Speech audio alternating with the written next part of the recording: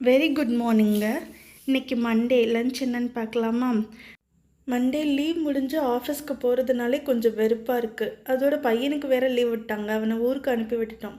எங்கள் 2 பேருக்கு என்ன சமைச்சு என்ன எடுத்துகிட்டு போகிறது அப்படின்னு சொல்லிட்டு கொஞ்சம் கன்ஃபியூஷனாகவே இருந்துச்சு. அப்புறம் அவன் இருந்தால் தான் நான்வெஜ் எல்லாமே சமைக்க முடியாது அப்படின்றதுனால அவன் இல்லாத போது சமைச்சிக்கலாம் அப்படின்னு சொல்லிட்டு இன்றைக்கி கருவாடு தொக்கு தாங்க நாங்கள் வச்சுருந்தோம்.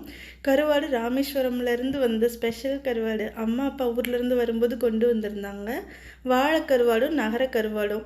வாழை கருவாடு டேஸ்ட் எப்படி இருக்கும்னு எனக்கு தெரியல. நான் இது வரைக்கும் சாப்பிட்டதில்ல. ஸோ அது வந்துட்டு 2யுமே ஒன்றாவே நாங்கள் போட்டு செஞ்சு பார்த்தோம். இந்த தடவை நல்லா இருக்கு அப்படின்னு.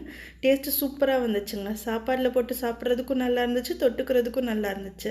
ப்ளஸ் அஸ் யூஷுவல் ஒரு ஜூஸ். இன்றைக்கி பீட்ரூட், கேரட் அப்புறம் ஆப்பிள் இந்த ஜூஸ் தான் நாங்கள் போட்டிருந்தோம். பிரேக்ஃபாஸ்ட்டுக்கு ஆஸ் யூஷுவல் சிம்பிளாக தோசையே வச்சாச்சுங்க. அவ்வளோதான்.